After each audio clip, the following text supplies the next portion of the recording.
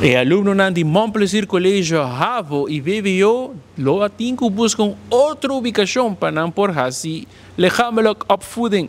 Nós conversar com o docente que tem encarregado com o tipo de lessen aqui na escola, pois eu tenho na cabeça o não por uma les mais.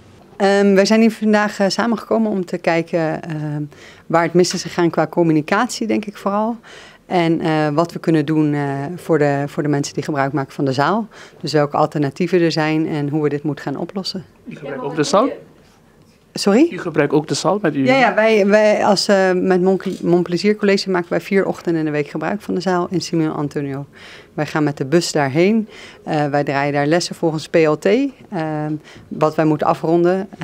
En wij kregen vanmorgen het bericht dat morgen de laatste dag is. En waarom tot en met Simon Antonio en niet bij Centro Deportivo Playa, vlakbij Van der Lam?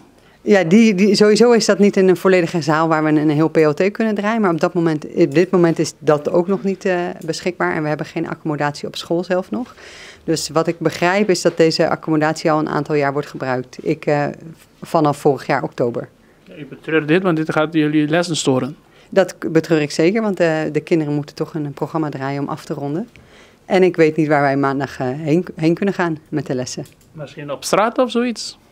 Ja, straatvoetbal schijnt een goede alternatief te zijn. Maar als we het professioneel houden, hoop ik dat er een oplossing komt voor alle betrokkenen.